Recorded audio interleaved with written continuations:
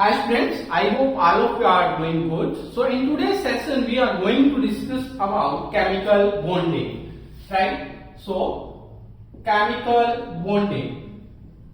So first of all, let me explain you what does it mean, bond, right? So bond, basically bond is the force of attraction that holds the molecule, right? So bond is the force of attraction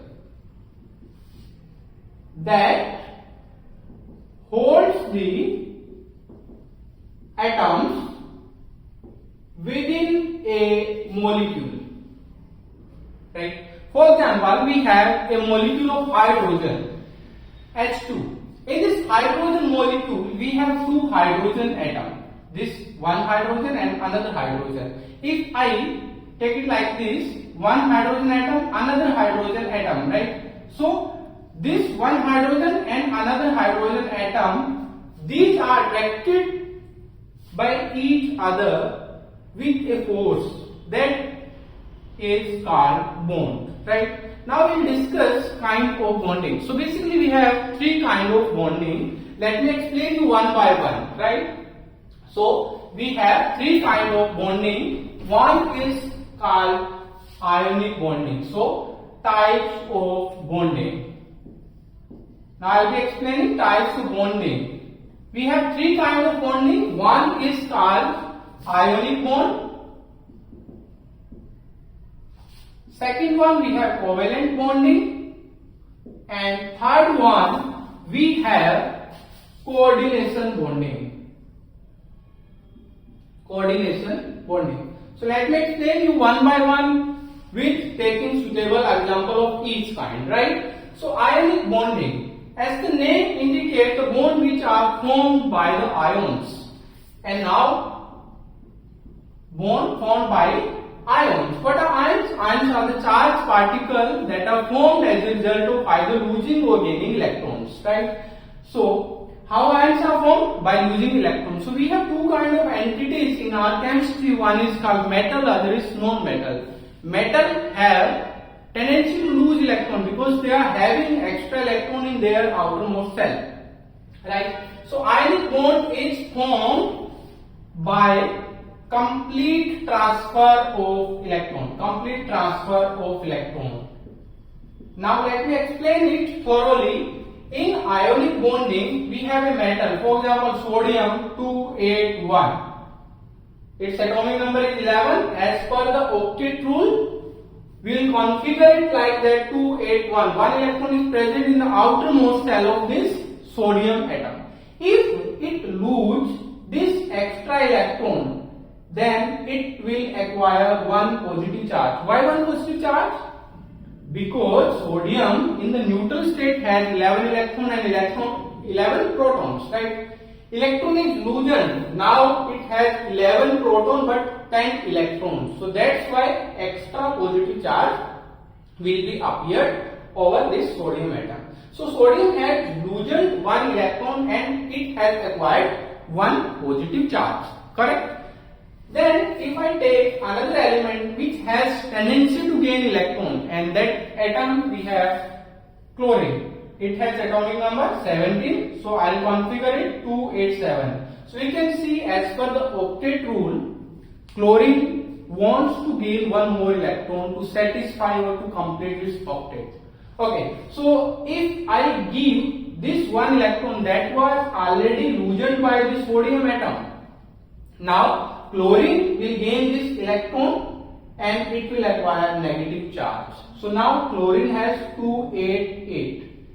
Chlorine also completed its octet. Sodium also completed octet by losing electron, right? So as per the octet rule. So this is also main thing, like bonding takes place on the basis of octet rule. So keeping in mind the octet rule, right? So now we have one cation, we have one anion.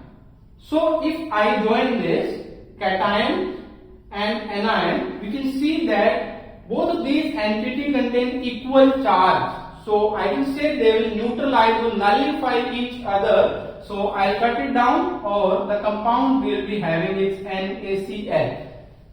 This kind of bonding is called ionic bonding, and we can see ionic bonding is formed as a result of complete transfer of electron, right?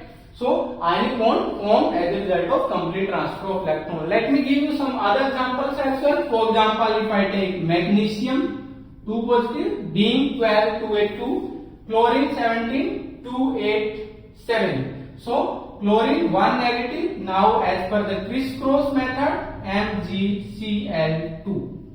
In the same way, if I make aluminium chloride, Al3 positive, Cl negative, AlCl3. So in this manner we can take number of example, right? So I suggest please do practice for these ionic compounds, right? So this is all about the ionic compound. Now we will discuss about the few properties of this ionic compound. So basically guys, as you can see that ionic compounds are formed as a result of complete transfer of electron. So force of attraction that hold these ions is electrostatic force of attraction. Electrostatic force of attraction. The force of attraction which hold the charged particle is called electrostatic force of attraction, right? So now I'll take you deep dive into the characteristic property of ionic bond, and then we will move to covalent bond and coordination bond, right? So we have few properties of ionic bond.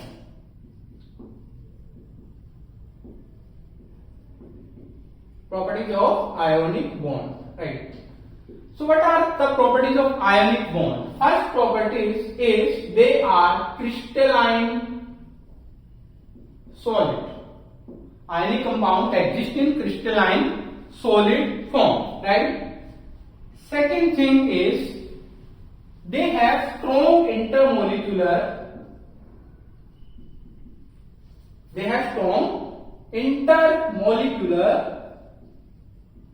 force of attraction, because this force of attraction exists between the charged particle.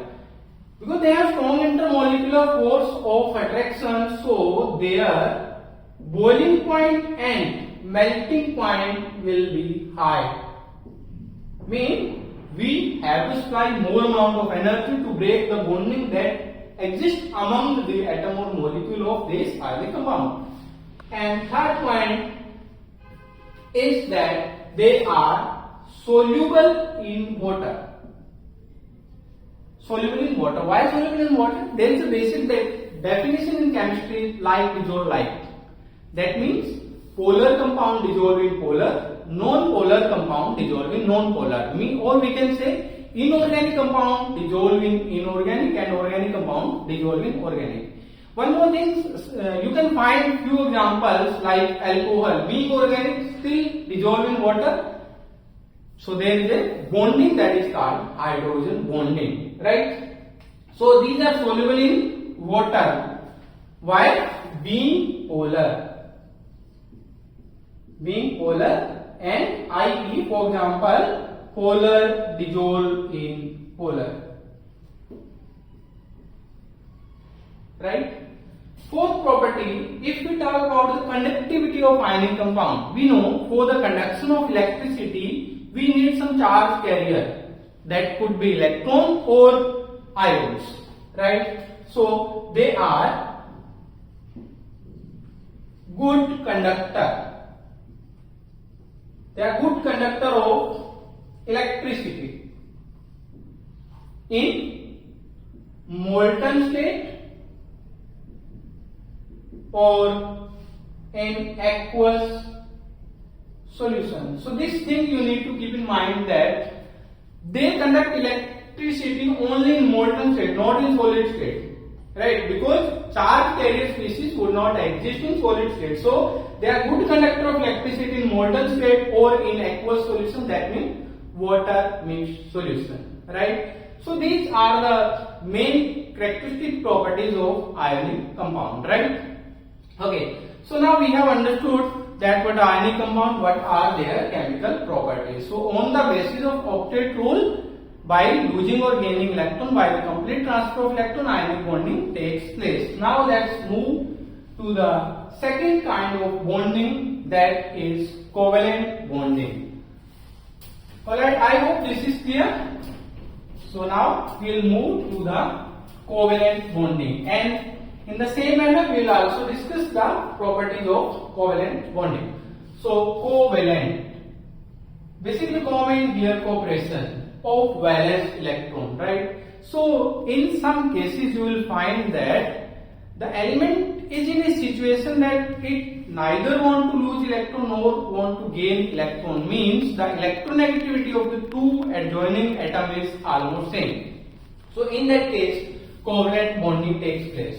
So how do you define it? Covalent bond is formed by the mutual sharing pairing of electron. Covalent bond is formed by the mutual sharing pairing of electron. For example, if we take the very basic example, that is of hydrogen atom. Hydrogen has one electron, another hydrogen also has one electron, and both of the hydrogen atom wants to complete duplet, two electrons in their cell. So this hydrogen atom share one electron with the another hydrogen atom. In the same way, second hydrogen atom share another electron with the second. Now both of these hydrogen atoms have two electrons. So by mutual sharing they have made one covalent bond, right? In the same way, if we take the example of oxygen, we know oxygen has atomic number 8, so I'll configure it to 6. This oxygen needs 2 more electrons to complete octet. So if I put like 6 electrons as per the Lewis dot structure, I have put it like this: 6 electrons around the first oxygen atom and these 6 electrons for the second oxygen atom. Now both of these oxygen atoms will share pair these 2 electrons in order to complete their octet, right? So here this oxygen has gained 2 electrons and this oxygen will also share these 2 electrons, and now as we can see that they have made two covalent bonds by sharing these 2 electrons. So this is O2. That's why oxygen exists as O2. Not in the atomic form, single O atom, right? And we can take the example third is nitrogen atom. This is nitrogen. We know nitrogen has atomic number 7, 2, 5. If I put these 5 electrons around this nitrogen in this way and 5 electrons around the second nitrogen atom, and we know that in order to complete 8 electrons, nitrogen atom can share 3 electrons. Now the first nitrogen has 8 electrons in itself, and the second also will do the share pair of 3 electrons. So nitrogen will make triple bond or N2, right? So because it has triple bond, that's why nitrogen is unreactive in nature, because it's quite difficult to break the triple bond, right? So these are the covalent bonds that are formed in same kind of molecule, homomolecular. Now we will discuss about few covalent bonds that takes place in heteronuclear. For example, methane, CH4. In methane, we know carbon has 4 electrons in outermost shell because its atomic number is 6. So 2, 4, right? Then 4 hydrogen atom, if I put these 4 hydrogen atom around this carbon atom, and we know hydrogen want to complete duplet 2 electron, so it will share pair 1 electron with this carbon, and this carbon has its own 4 electrons, so it can share these 4 electrons with the hydrogen atom that I have put around this carbon atom. Now we can see that carbon has made 4 covalent bonds with hydrogen atom, so that's why it is CH4 called methane, right? So hydrogen has this carbon has unique tendency to form long chain with itself, with its own atom, that is called catenation. So that's why carbon makes millions or billions of compounds. So in hydrocarbon we will discuss it in detail, how methane, ethane, propane, and by using the functional group how so many compounds are formed, right? Okay, so this is all about the covalent bonding, how does it take place by mutual sharing pairing of electrons. I hope this is clear, right? So now if we talk about the properties of ionic bond, right? So here in covalent bond, as the bond is formed as a result of mutual sharing pairing of electrons, so force of attraction won't be that much strong as it was in ionic bonding. So okay, so ionic compound existed in crystalline form. Now I'll explain properties of covalent bond. So covalent bond exists in all 3 forms: solid, liquid, and gas. For example, we know solid like wax or some other petrochemical substance, right? In liquid form we have petrol, diesel, mobile oil, and some other petrochemical substance like kerosene. In liquid state we have discussed. In gaseous state we have LPG, CNG, methane, ethane, right? So it exists in all 3 forms: solid, liquid, and gas. Okay, so force of attraction that exists among the molecule is called van der Waal force of attraction. So it is bit weak. It is weaker than the electrostatic force of attraction, right? And third, being weaker force of attraction, the boiling point and melting point will be low. So boiling point and melting point will be low. In case of covalent compound, boiling point and melting point will be low. And fourth, these are insoluble in polar compound. These are insoluble in polar compound, right? We can see like mustard oil does not get solubilized in water. Why is it organic compound? Mustard oil is organic compound. That does not get dissociated into ions, but water dissociates into ion, being ionic compound, right? So covalent compound are insoluble in polar compound. And if you talk about the conductivity, then they are bad conductor, or we can say do not conduct electricity, because they do not contain free ions or electrons, right? So these are the properties of covalent bond. I hope this is clear to all of you. Please make a proper note of it, right? Okay, now the third kind of bonding that we have is coordination bonding. Alright, so students, we will try to cover it in the same lecture. So let's make the heading. The third kind of bonding that is called coordination bonding, right? So we will discuss coordination bonding also in detail. Okay, so now we have third bonding, coordination.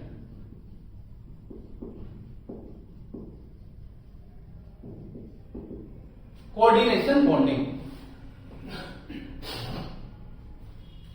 So students, in coordination bonding, 2 species will take part, and in one species, for example, NH3. Let me explain you using an example, NH3. In nitrogen we have 1, 2, 3, 4, 5. 5 electrons in the outermost shell. We know nitrogen has atomic number 725. So it can make 3 covalent bonds with the hydrogen atom. Now we can see this ammonia has completed its octet, but it has made only 3 bonds. These two electrons did not take part in bonding. These 3 electrons are called lone pair of electrons, right? So means these 2 electrons are free, they are not in bonded. And there is one species, if I take BF3, boron has atomic number 5, 2, 3, 3 valence electron, 1, 2, 3. Fluorine has atomic number 9, 2, 7, 1, 2, 3, 4, 5, 6, 7. Same way, 2, 3, 4, 5, 6, 7, 2, 3, 4, 5, 6, 7, right? So fluorine will share 1 electron, another fluorine will share 1 electron, another fluorine will share 1 electron. So BF3 is formed. But now we can see in BF3 it has only 6 electrons. It has lack of 2 more electrons. So if we have a species which has electron pair, that is extra electron pair, and we have another species that is in need of extra electron pair.